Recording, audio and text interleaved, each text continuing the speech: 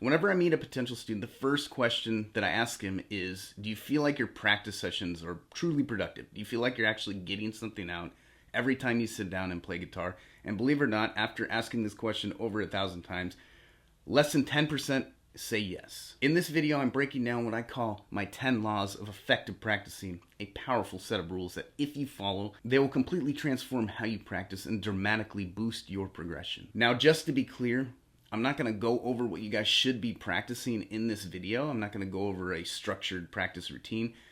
Instead, we're just going to focus on the ideas that are going to make your practicing more effective. But if you're into playing metal and you want to deep dive into what you actually should be practicing on a regular basis, I've created a full program that covers it in detail, and as a thank you for watching this video and being one of my subscribers, you're eligible for 30% off this entire program. The link is below. Otherwise, let's get into law number 1.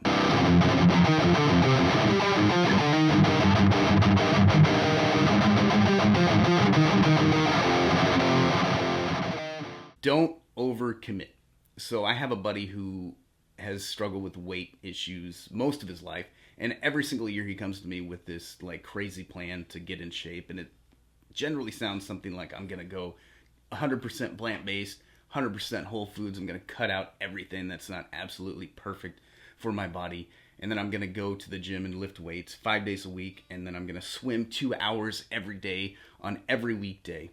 And as you can imagine, that doesn't last very long. He usually is back to his old ways within just a few weeks or so. But this year was different. He stuck with it. He's still going to this day. But the only difference was he didn't completely cut out everything. He just said, I'm not going to eat processed sugars anymore, and I'm going to go to the YMCA at least 4 days a week with no set amount of time. It's really easy to fall into the all or nothing mindset when you're trying to learn something new and when you commit to something. So 25 minutes of practicing guitar doesn't seem like it's even worth your time when you said that you were going to practice for 2 hours. But think about it, 25 minutes is so much better than 0. Consistency is going to always beat intensity and time when it comes to progression. If you want to play guitar for hours every day, if that's your goal, just start showing up every day with no set amount of time. Don't commit to 2 hours or 3 hours.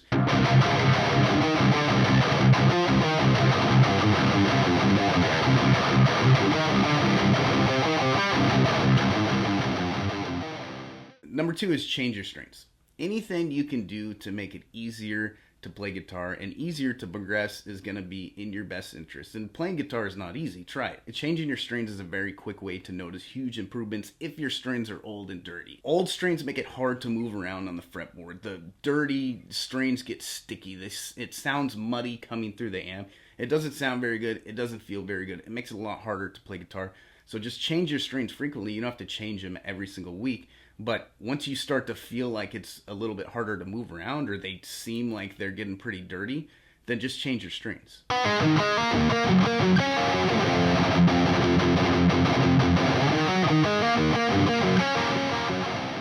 I've always been terrible about this with everything that I do, whether it's skateboarding, weightlifting, playing guitar. I always just want to get to the fun stuff. That's a huge mistake. Your hands are not ready without warming up to play a tribute song at 212 beats per minute. This tires you out and it makes you sore and it jeopardizes your entire practice session if you don't start out slow. A few things that I like to do for warm-up. The first thing is I take 3-note sequences and I play them across the fretboard on different octaves. And I'll warm up my right hand with just like basic picking exercises. Strumming. And last, I'll just pick like a basic riff that I know pretty well, and I'll play it at a tempo that is comfortable for my warm-up speed.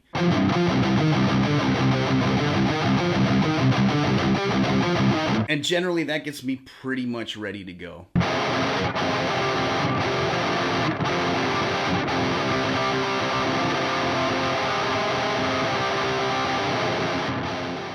So number 4 is to pick a tone and stick with it. One of the questions that I get asked the most in the DMs or in my comments as well is, how do you get your tone? Like, what are your settings? What amp do you use? What guitar do you use? What pickups are you using? Like, the truth is I have 2 different plugins that I use on when I'm recording stuff for videos and whatnot. And then the amp right behind me that you probably can't even see, the old PV amp that I've had for about 15 years now, and I've never changed the tubes. That's what I use when I just play, just mess around and practicing myself. So my advice to you is, if you're really trying to get better at physically playing the guitar, don't spend a lot of time trying to figure out a perfect tone or trying to change your tone. Just find a good tone that sounds good to you and then run with it. I mean, if you're a gear guy and that's what you're into, then what I'm saying is ridiculous, and do your thing. But if you're more into the getting better at physically playing guitar and playing the riffs that you want to play, don't worry as much about the tone.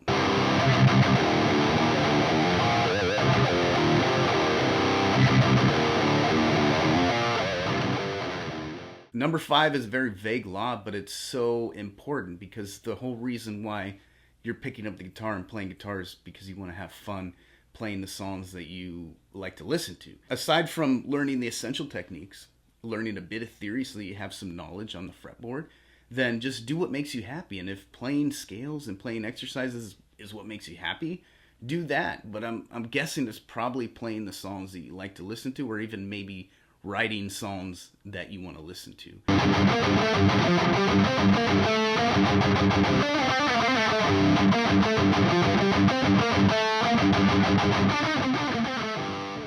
Number 6 is study your craft. Whenever I'm in a funk with anything that I enjoy doing, any of my hobbies, guitar included, watching somebody that's better than me or getting advice from somebody that's better than me, studying my craft, seems to get me out of that funk. Making this a consistent daily habit is definitely going to keep you motivated, even if it's just watching a video like mine, or it's watching your favorite guitarist play through some songs.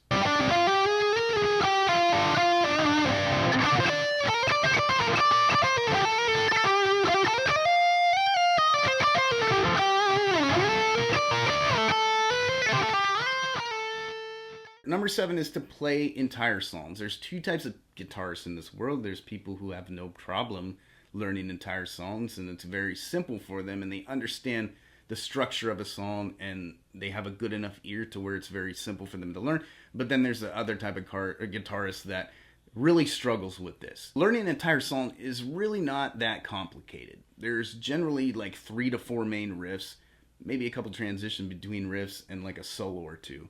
And honestly, unless you're really set on learning solos, I would skip that for now and just learn one guitar part for whatever song that you want to learn. Pick an easy one. Something like Enter Sandman by Metallica would be a great beginner metal song to learn. I like to teach riffs, and I like to learn riffs in steps. So like that riff that I played for you, the warm-up riff, the Trivium riff here.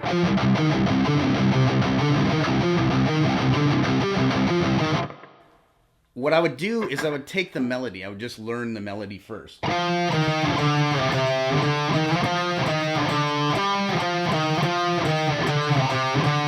And then I would take the chug section after I got that down and my hands knew where to go. Then I would add that chug section in, the open palm muted chugs in.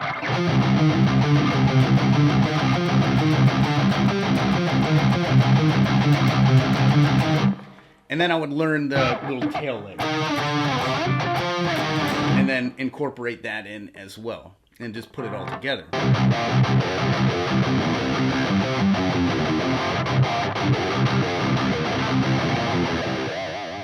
Law number 8 is to share your skills.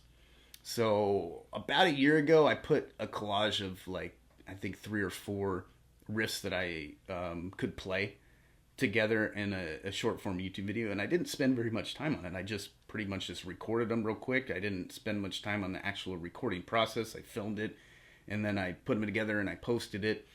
And there's one guy who commented something like, basically, you are terrible, you suck, you shouldn't ever play guitar, you're a piece of crap.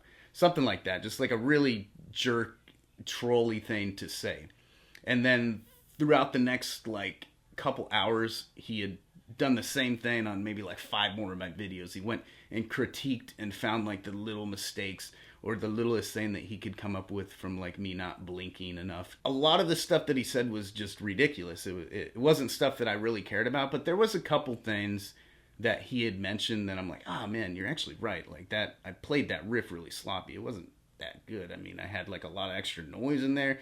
So there was a few things, there's a couple things that he had said that I actually took and I corrected it. So now my videos and my guitar playing in my videos are better because of this guy. To be honest with you, most of the time people were pretty cool, and every once in a while somebody will say something, and then it's just kind of up to you to determine, like, is it legit? Because it's hard sometimes to pay attention to your own guitar playing and critique yourself because you want to be perfect and you don't want to admit that you're making mistakes because you don't know how to fix them. Posting on social media your progress and just saying, hey, will you guys tell me how this is? Will you critique my stuff? Or even just sending it, a video of it, to a couple friends or family members if you don't want to post it for everybody to see. That's going to make a huge difference in your overall progression in your practicing.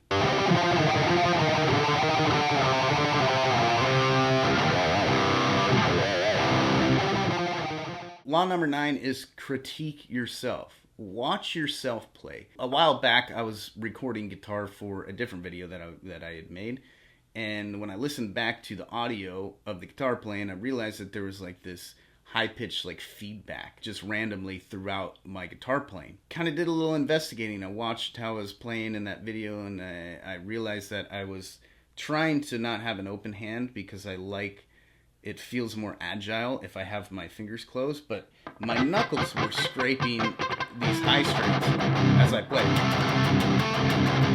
And I could hear that in my playing. So I just have to pay attention to that now. Like if I wouldn't have listened back to that audio and watched that video, I would probably still be making the same mistake. I would never have corrected it.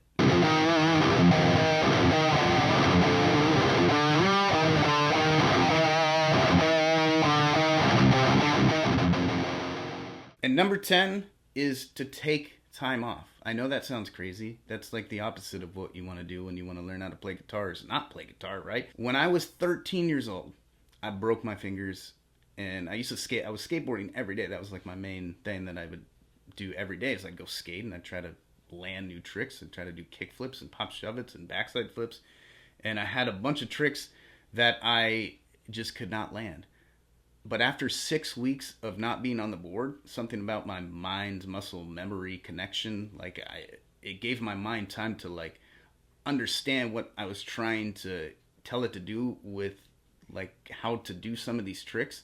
So several of the tricks that I could not quite land, but I was almost there, like instantly I was able to land them when I came back after just a 6-week hiatus. 6 weeks might be a little more time than you want to take off, but take a few days here, take a week here, take maybe even up to 2 weeks, and then come back and see if some of the stuff that you were struggling with, it comes easier. Anyways, these are the 10 laws of effective practicing, and if you take these ideas and you implement them, you are definitely going to see progress in your daily practicing. And if you are serious about reaching your full potential at this amazing instrument, allow me to teach you guys 20 years of metal knowledge in 6 weeks. My full program, Simplistic Riff Mastery, is 30% off currently for anybody watching this video, but you need to be serious. I don't want you to click the link below, and I don't want you to buy my course if you're not going to commit. Because if you do that, you're not going to get anything out of it, and then you're going to email me asking me for my money back, and I'm going to give you your money back because I'm a nice guy. Take a second to decide, is this something that you really want to do? Can you truly